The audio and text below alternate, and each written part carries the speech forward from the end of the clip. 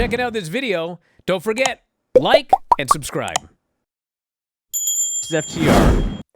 So Shivani in this match said that Swerve Strickland was fined $10,000, and then he corrected himself and said $100,000. It was not allowed to show up at Collision for his attack on Kenny Omega. Mm-hmm. The match was really about the post-match angle, but the match was also there to set up a lot of cool stuff that the Rascalz were doing, showcasing them. You know, FTR was a very good base for a lot of the stuff that they were doing. They got the win after the Bucks came down to the ring. Cash was beating up Myron Reed on the outside, and then Dash got distracted by seeing the Bucks. He got hit with a double super kick, and then the hot fire and flame, and then they pinned him. It was a bit of a surprise, so much so that I was surprised. You know, champions losing to a team that is not challenging, but they're going to have to. You know, that's another thing. Is like that's another match that they're going to have to do at some point. I mean, they pretty much. Well, I mean, they said it's an eliminator match, which means that they get a tag team title shot now. So Shivani kind of teased that it could be the Rascalz at Revolution instead. Okay, no, that was if the Rascalz would. He did say that. He did say that, which meant that they would have to have a match within the next couple weeks, a rematch.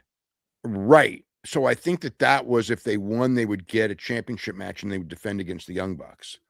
I don't think they meant he meant a three-way, but that's how I remember taking it. Was like when he said that was like, okay, they're probably going to, if they win, then they get a title match, and then you know, if they win the title match, which I don't think that they will do, then you know it would become them and the Young Bucks in the match in Los Angeles at the Crypticon. It was such a surprise that it was almost like it wasn't the camera angle that I would have thought that they would have shown had they known that it was going to be a pin. But then also Tony Schiavone's voice went up like 3 octaves because he was surprised. He was showing his surprise. So it did come off as like, oh my gosh, like we actually saw a surprise on this show in the main event. Yeah. I mean, I didn't expect them to win.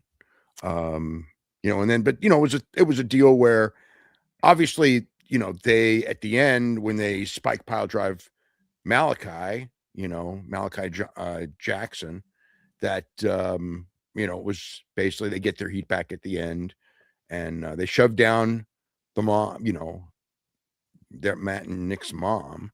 You know, they didn't hit the dad. I actually thought they were going to, but he shoved them, and you know, the dad is the only part of the thing that I didn't like. Yeah. And the dad almost looked like he was like going into business for himself a little bit. But clearly he wasn't though when it was over, but I know what you're saying. But okay, so what happened is the Bucks and the Rascalz are like raising their hands after the match, and then Gates of Agony come out and attack them.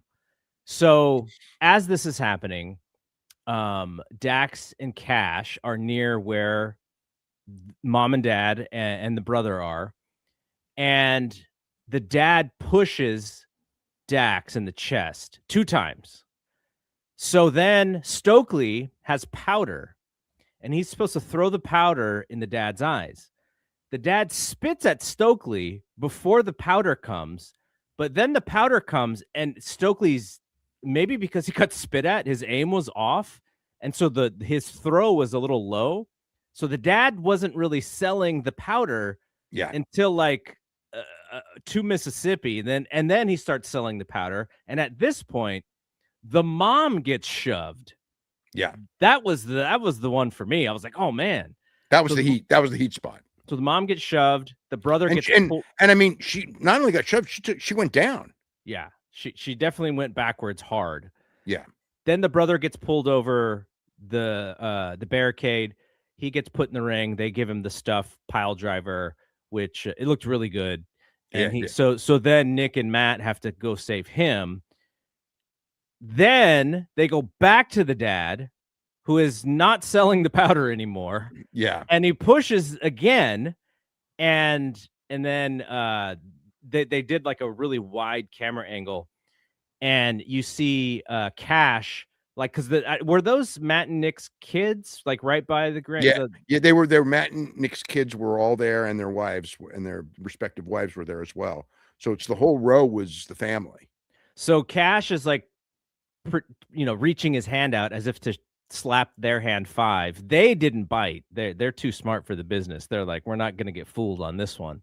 Yeah. And so he's like, then they showed all those guys hanging out ringside. But my buddy said that Cash did it for a while, like going over to fans and pretending to shake their hands and stuff as, like, as the bad guy. So he said that he did that for a little while. So for people who don't know, Malachi was a pro wrestler in Southern California for years. So he's the younger brother. That's right. You know what? I think he is. Yeah, I think because he Yeah.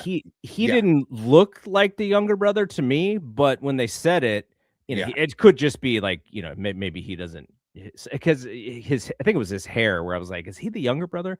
But yeah, I thought the whole thing was effective. 100%. I thought it was really good. I thought it was a really good angle. Yeah.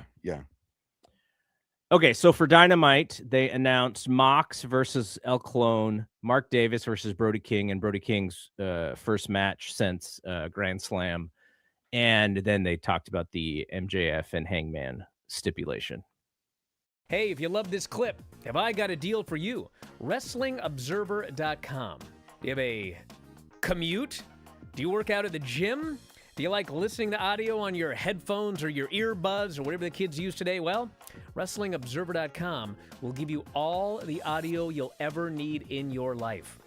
Over 15,000 audio shows. Every audio show that we have ever done, dating back to 2005, is available for subscribers at WrestlingObserver.com. Every time a new show comes out, you can podcast it directly to your phone. If you have a commute, as noted, if you go to the gym, if you like to lift weights and listen to Granny review soap operas, well, WrestlingObserver.com gets you full access to all of these shows and all of these archives. You can go back and listen to TNA reviews from 2010. You can go back and listen to reviews of every WWE pay-per-view, every big story that's ever happened in wrestling. You can get access to that at WrestlingObserver.com. Plus, full access to the Wrestling Observer newsletter every week. 40,000 words of news and information in pro wrestling. Why get all your scoops off Reddit, which aren't even accurate most of the time? Go right to the source, the Wrestling Observer newsletter. You also get Observer archives dating back to 1990. So check it out today. Thousands of issues of the Wrestling Observer newsletter. Tens of thousands of hours of audio. All for $12.99 per month or as low as $9.99 if you sign up for a year. You'll never run out of audio if you subscribe to WrestlingObserver.com. So head up there, check it out today, and I'll talk to you again after a while.